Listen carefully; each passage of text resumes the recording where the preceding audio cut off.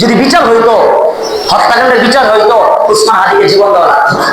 উসমান হাদিকে একবারে সীমান্তবর্তী এলাকায় হত্যা করা হয় নাই। ঢাকা শহরের প্রাণকেন্দ্র ঢাকা, যেখানে হলো মুসলমানদের এই বাংলাদেশের রাজধানী, ওখান থেকে একটা ব্যক্তিকে হত্যা করে ওই ব্যক্তিরা আবার ইন্ডিয়াতে পালিয়ে চলে গেল। কেমনে গেল? এই প্রশাসন কোথায় ছিল? আমাদের গোয়েন্দা বিভাগ কোথায় ছিল? একজন আলেমকে ধরার জন্য পুরা গোয়েন্দা বিভাগকে লাগিয়ে দেওয়া হতো। আজকে কোথায় উসমান হাদির হত্যাকারীকে ধরতে পারলো না কেন? প্রশাসন জবাব দেওয়া লাগবে না? প্রশাসনকে মুসলমান না? এদেরকে জবাব দিতে হবে। প্রত্যেকের মুখ থেকে আওয়াজ উঠতে হবে, ওসমান হাদির হত্যাকারীর বিচার হতেই হবে, বিচার হতেই হবে। এই কথা আমাদের বলা, এটা ইমানি দায়িত্ব। যদি এই কথাটা কেউ না বলে, যদি এটার বিরোধিতা কেউ করে, তাহলে ওই ব্যক্তির ইমান নাই। আমি বলে দিলাম, আমি লিখে দিব। যদি এটার পক্ষে কেউ কথা বলতে না পারি, আর ইমান নাই, আমি লিখে দিব, সার্টিফিকেট দিয়ে দিব, কোরআন হাদিসের দলিল দিয়ে দিব। এরপরে যদি কেউ প্রমাণ করতে পারেন, আমি সেটা শাস্তি মাথা পেতে দেব। আসেন আমার কাছে, ওপেন চ্যালেঞ্জ করলাম, আসেন। কেউ আসবেন না, সমালোচনা করবেন পিছনে পিছনে। পিছনে কারা সমালোচনা করে? অযোগ্যরা সমালোচনা করে। যোগ্য ব্যক্তিরা কোনোদিন পিছনে পিছনে সমালোচনা করে না, অযোগ্য ব্যক্তিরা পিছনে পিছনে সমালোচনা করে। সমালোচনাই সব সমাধান নয়।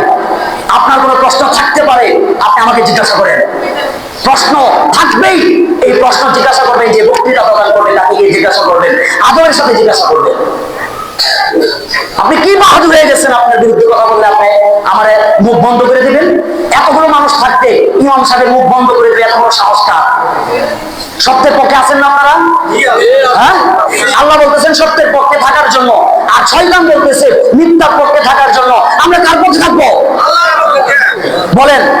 আমাদের এই যে মুহাম্মদ রাসূলুল্লাহ সাল্লাল্লাহু আলাইহি ওয়াসাল্লাম বলছেন, এই যে দাজ্জাল আসবেনি, দাজ্জাল বলেন, দাজ্জাল আসবেনি?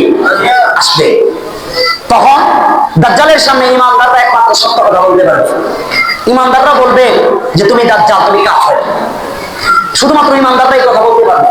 এখন বলেন, দাজ্জাল যখন আসবে, আমরা যদি এই জগতে এত মুসলমান থাকা অবস্থায়, এত শক্তি থাকা অবস্থায়, যদি আমরা এই দাজ্জাল যারা মিথ্যা বলে, যারা অন্যায়ের পক্ষে থাকে, এরাই তো দাজ্জালের অনুসারী হবে। এরা হবে না দাজ্জালের অনুসারী?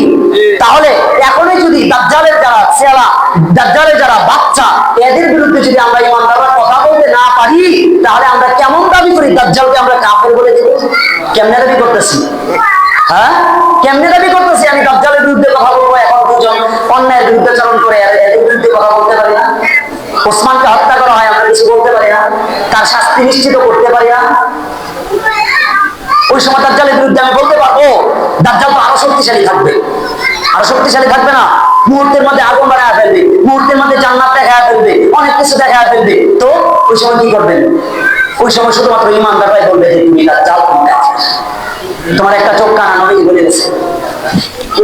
তাহলে সত্যের পক্ষে কথা বলতে কে বলছেন? আল্লাহ। চিল্লায়া বলেন, কে বলছে? আল্লাহ যদি বলছেন যে কথা সত্যের পক্ষে থাকার জন্য, ওই সত্যের পক্ষে থেকে যদি জীবন দিতে হয়, যদি আমাকে কষ্ট করতে হয়, সেই কষ্ট আমরা ইমানদাররা সহ্য করতে প্রস্তুত আছি না নাই? চিল্লায়া বলেন, আছি না নাই? সত্যের পক্ষে থাকবো তো ইনশাআল্লাহ।